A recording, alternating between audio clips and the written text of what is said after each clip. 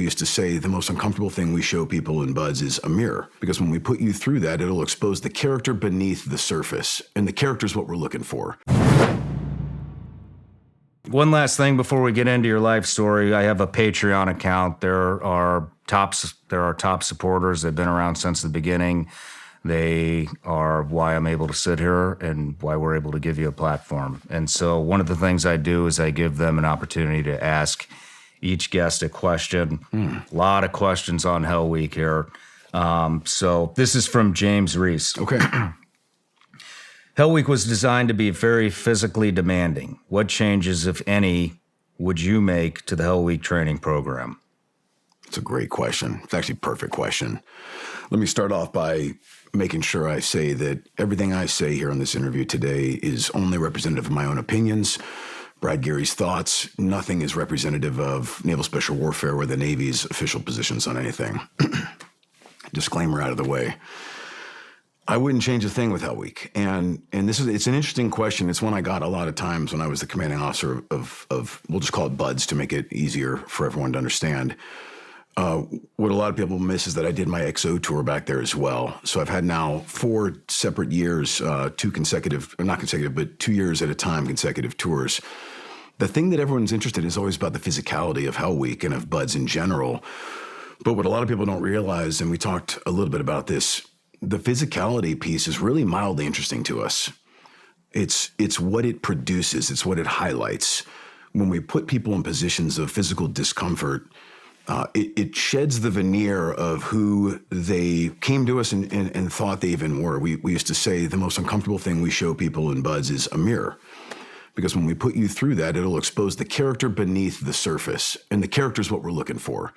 And when I say character, I mean the character attributes that Naval Special Warfare needs in our future teammates. So when Draper Kaufman conceived of this idea of Hell Week, I think the first one was 1943. He designed it around the stressors of war. He'd been to the World War II a couple times before, and so he designed this to produce those stressors of war, to know that this will produce people that won't quit when we're in combat, when we're in the actual scenario. So he did everything he could to get up to that point, and then knew whoever was left standing would remain. And we've left it largely unchanged since then.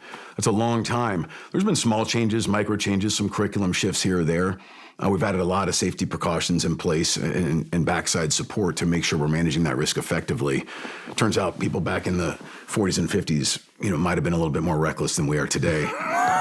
But as far as like the spirit of what Hell Week is, we've not changed much, and we never want to change it because it's a formula that works. You have to be very, very careful with those. You don't want to tweak those formulas, because you could end up accidentally or incidentally diluting the product we get on the backside. And that's not what we want to do, especially given how Naval Special Warfare has performed through the duration of our community. I got a personal question, Yeah. And it sounds like not a whole lot has changed from what you just said from the beginning to now. But I mean, being a veteran of the SEAL community, there is a lot of hearsay going on, about the newest product coming out of training, showing up to the teams. Yeah. Is today a more diluted product? No, not yet. And that's part of why I'm here. We're I want close. to prevent that from ever happening. I have concerns. Well, we'll get into that. But for starters, I'd offer, let me just throw this out. The product that we are delivering to the American public, and this is something we'll get into as well, we very much view the American public as our customer. We are producing SEAL and SWCC warfighters. I say we are, I was, for the American public. What we were delivering to the doorsteps of the SEAL teams and the boat teams, those guys run circles around what you and I were doing back in the day when we graduated. The program has grown, and this generation of warfighters that came to our front door, absolutely, they're just unstoppable.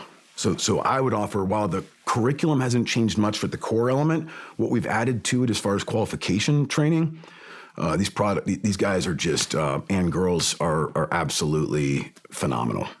interesting. Yeah. That is very reassuring to hear, especially with where we're at in the world today. Oh, this tour gave me hope in America's future. When Yeah. I got to see these young Americans, America is still producing patriots, and they're still coming to our door and volunteering to do our program, which is very hopeful, very encouraging. I love to hear that. I love to hear that. Let's dive into your life story a little bit here. So, where did you grow up? Grew up in Central Florida. My father and mother met there after my father left from the north, and my mother as well. And very, very pivotal for me seeing my father's background. He was raised in a very broken family, very emotionally abusive, sexually abusive, just a lot of hurt, a lot of pain, and that seems to carry on generationally. When he made a break from that, he likes to say he met Jesus on a mountaintop moment, and decided at that point he was going to pick a different path, and he was committing his life to not revisiting the sins of the father, not doing what happened to him. He wanted to do something different. And so Was that before you came along? Yes. So he met my mother, and then I came along. And his mission in life was really to provide us a stable, loving environment. He was, I like to say, driving by braille. He didn't know what to do as a father who didn't have a good example to lean on. But he did a fantastic job. And all I ever wanted to do growing up was be like him, provide this house, this stable environment for my family, and try to do what he did for us. He was a trailblazer, really. For the Gary family. He was the first Gary to ever go to college, and he paid his own way to get there. And then after having a couple of us, I have a brother and a sister, he later realized if he wanted to promote in his job field, he needed a master's degree.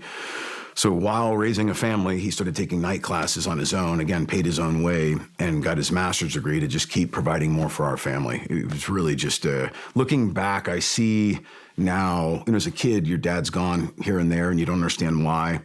But looking back, what I see is a work ethic and a sense of principle and commitment to a goal that really, I can tell now, ingrained itself into us as kids.